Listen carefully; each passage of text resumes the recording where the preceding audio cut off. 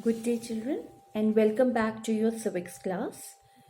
In last class, we have discussed about the first feature of the democracy.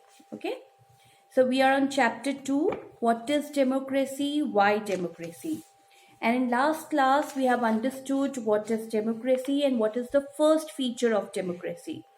Okay, so the first feature of democracy says that in democracy, the final decision making power must rest with those elected by the people. Right? It is on page number 27. It is written in a bold handwriting. You can underline that. And we have to understand this feature, we have discussed about Pakistan, that in 1999, how General Musharraf has declared himself as a president, and then he has done referendum, and then he has extended his duration of presidentship, and later elections were held. After that also the military was controlling the military was having the power to control the country. The power to take the final decision rests with the army officials and General Musharraf. So this is not considered to be a democratic way of running the country.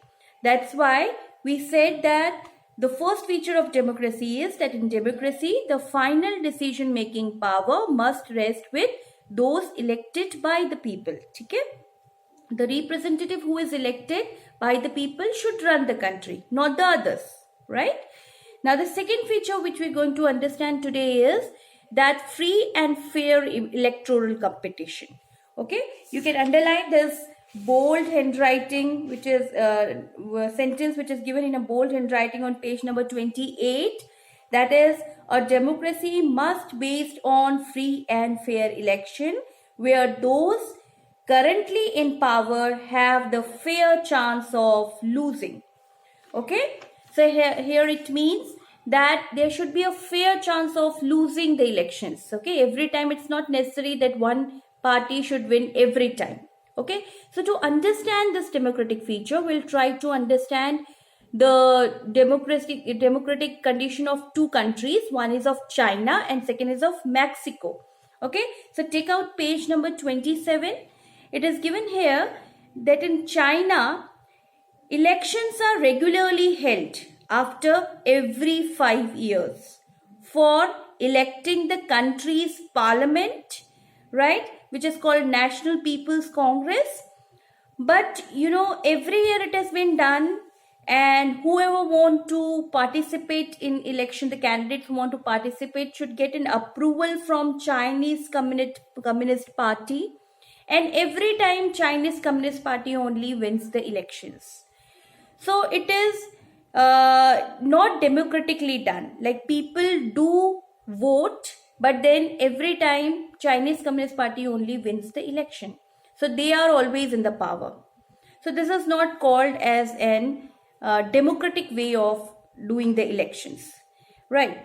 Second example is of Mexico, where they conduct the election every 6 years. However, the elections were conducted, but the process of election is not fairly done. Every time PRL, there is turn to page number 28. It is written, International Revolutionary Party, PRL, always wins the election. Okay, so how do they win the election? They keep the media under their control. They force the government officials to do the publicity for them. They tell everyone to force everyone to vote for them. Okay, so they spend a lot of money for the publicity and all. So in that way, using certain malpractices, they always win the election. So this is again not a fair way of conducting the elections. Okay, so in the case of China, you can underline this line on page number 28. It is given in the last paragraph. It is the fifth line, 1, 2, 3, 4, 5, sixth line probably. In China, the elections do not offer the people any serious choice, right? They have to choose the ruling party and candidate approved by it. Okay, So elections were held regularly, but they do not have a fair choice to choose the right candidate they want to choose. Okay, so it's always a Chinese Communist Party who is winning. Fine. In case of Mexico, you can underline Mexico example. People seems to be really have the choice, but in practice they had no choice. Right? There is no way the ruling party could defeat, and even if people were against it, it's not a fair elections. Okay. Anyhow, PRL wins. Anyhow, they do any kind of malpractices to win the election. So again, it is not fairly done. Okay. So the last line, which is given in a bold handwriting, is the feature of democracy, which says a democracy must be based on free and fair election, where those currently in power have the fair choice of losing it. Okay? This is the second feature. That means it says that elections and democracy should be done in a free and fair manner. Okay? The third feature is one person, one vote, one value. It says that your value of the vote should be equal for all. Like to understand this, we'll take the example. You can underline this.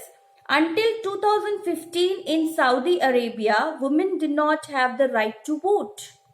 Okay. The second example is of Estonia, where, citizens who belongs to Russian military do not have rights. They find difficult to give vote. They do not have right to vote. And in case of Fiji, this is very important. Please underline this. In Fiji, the electoral system is such that vote of indigenous Fiji is more value than of Indian Fiji. Okay. Voting value of indigenous Fiji is more as compared to Indian Fiji. इसका मतलब one vote, one value नहीं है. Okay. So this feature says that in democracy, each adult citizen must have one vote and each vote must have one value. Okay. So we have discussed three features, one feature left. We will discuss it in the next class. Okay. So please go through these three features. Okay. And try to understand it with the examples. At the end of this chapter, I'll give you some extra questions to write, which will help you to understand these concepts. Okay. Right now, you can underline the major things which I am telling you. Okay. So whenever any feature you have to explain it with the example.